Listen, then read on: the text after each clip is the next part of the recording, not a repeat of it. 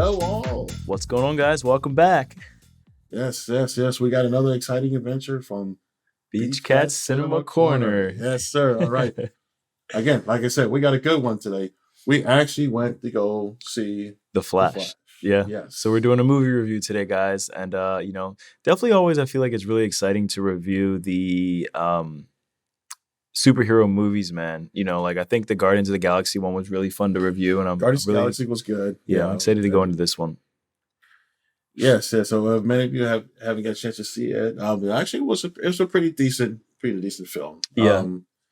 Yeah, I mean, there was some of the things that was kind of a little way off, but however, I mean, it was the kind of the objective of the movie was somewhat spot on, but there's some things that left question or why they went that route. Yeah, for sure.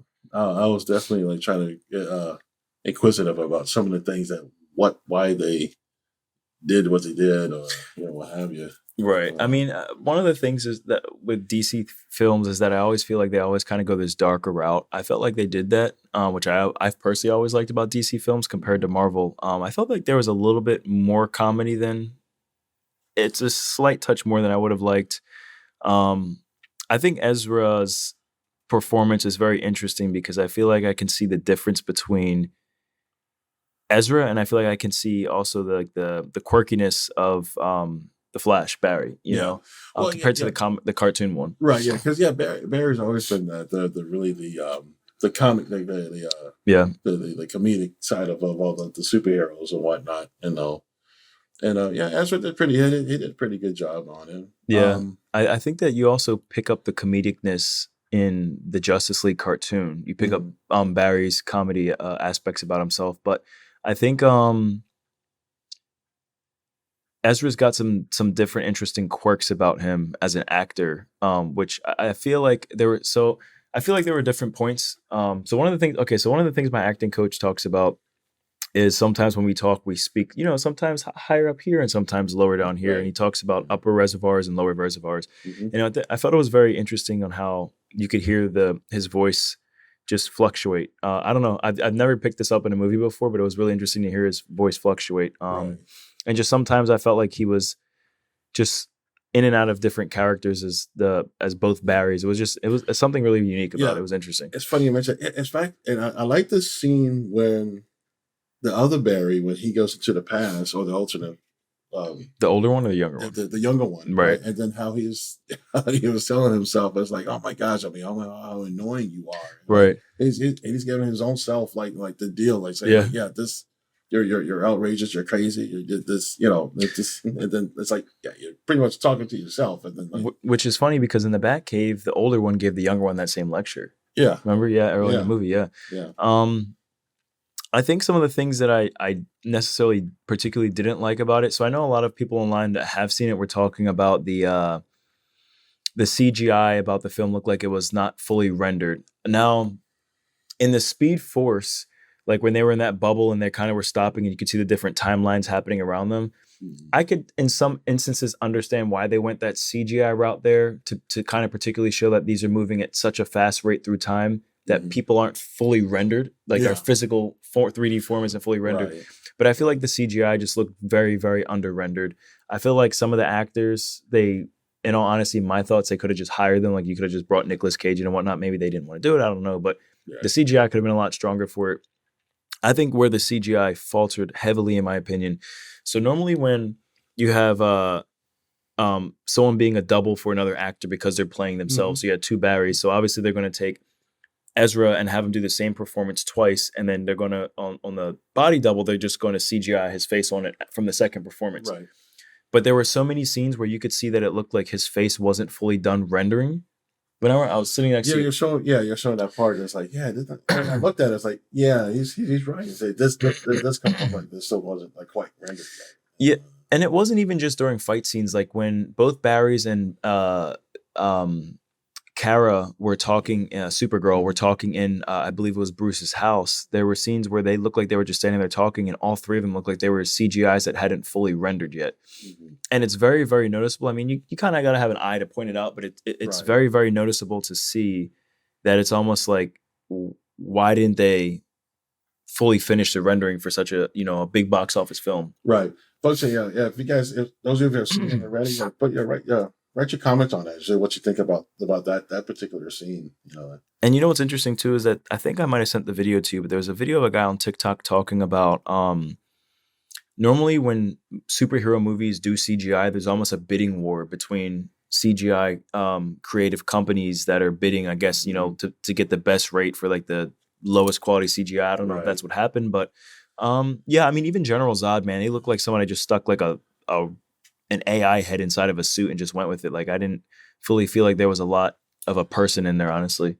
Yeah, and to me, I mean, and I found that whole battle scene with him, and it was just like all of a sudden, I mean, because when you see, if anybody who's seen Man of Steel, then like, I mean, the ordeal that Superman went with them, and then now in the Flash movie, I mean, then you had Kara, Batman, the two Flashes. Yeah, I mean, just really going bouts to him and on him. Yeah, and I thought that fight scene was really cool, and I did like the CGI in that one because it was like kind of just a straight comic booky video game, and it fit for that part right there. That scene, and the CGI for sure.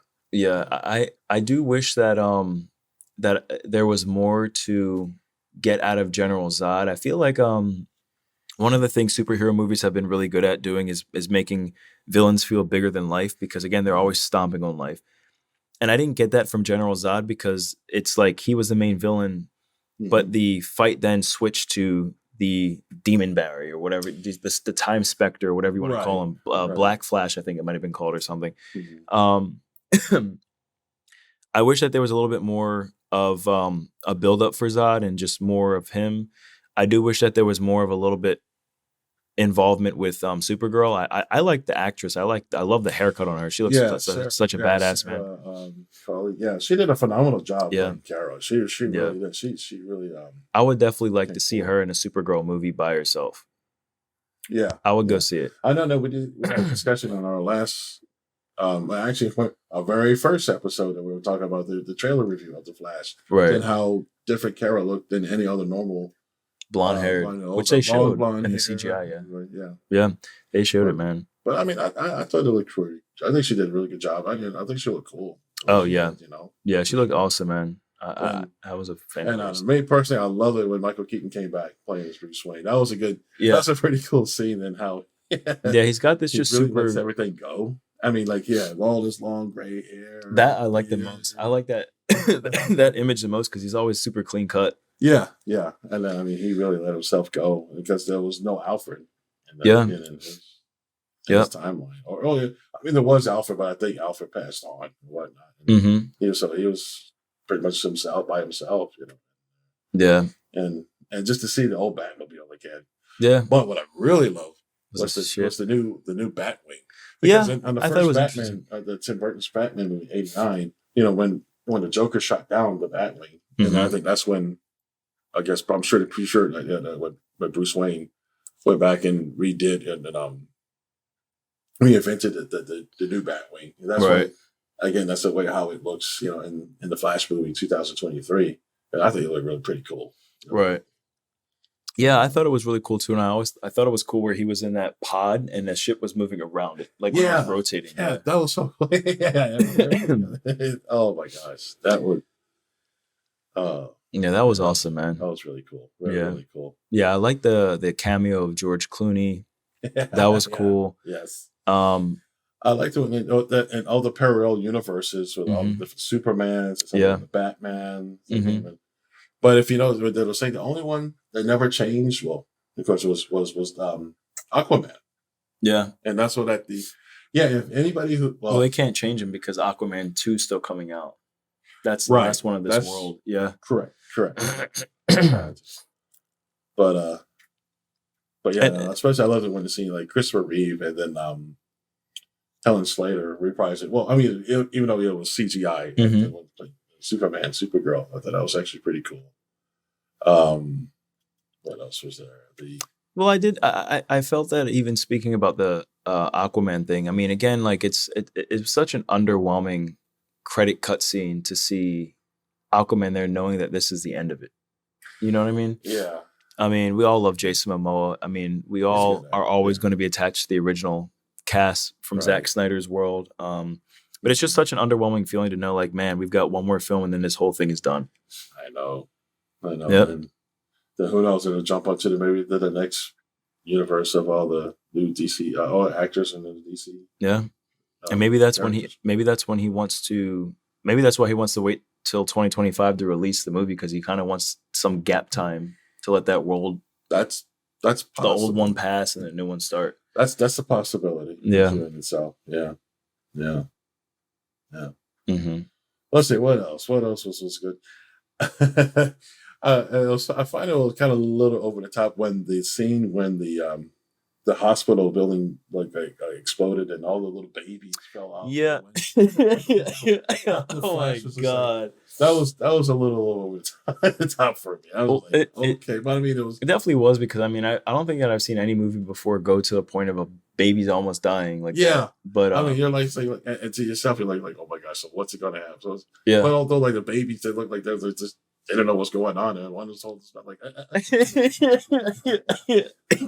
That's because it's all happening in like the course of like a second. Yeah. You know, and of course the nurse, like she's losing her mind.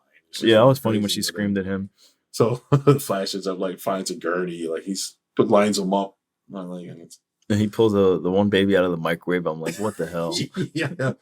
Oh man. Oh boy. That's gonna be somebody's gonna be saying, "Oh, they should have put that baby in the microwave." Oh yeah, for sure. It was CGI. Baby. Yeah, it was hella CGI. Totally CGI. Yeah, man. But I would say for me, I would give the movie like a 7.5. I was thinking 7.25, but I was like, you know what? No, I'm feeling a 7.5. Yeah, to me, I would give the movie by 7.1. Mm-hmm. I mean, they did what they could. I mean, despite what was going on, that they were going to cancel it, whatnot. But I mean, again, they did what they could. It's out there. Right. Either people like it, don't like it, but that's up to you yourselves to go check it out if you haven't seen it already. Sorry for the spoiler if you haven't seen it, if you're watching this. For those who have seen it, hey, if you feel that it was great, yeah, leave the comments down there. Let's know what you think about the Flash movie. Yeah, man, it was cool for sure. Yeah. I mean, not much to kind of say on a follow-up because we know this is heading to the end of that world. So, yeah, very much. Mm-hmm. All right, that's it. I guess that's it. That does it for us. We got nothing else to say about the movie. Yeah, but I definitely, as a superhero fan of all this stuff, I still would watch it. I would definitely tell. I suggest everybody who likes superhero stuff to go say it just to know we saw it. That way you can say whether you like it or you didn't. Exactly. All right. Okay. Well, that about wraps it up for this review for tonight. Mm-hmm. And guys, we definitely love you. Please keep subscribing, send a notification on there, and down below, and comments. We definitely love to hear your comments. All right. Until then, catch you in the next round. Yeah. See you guys soon.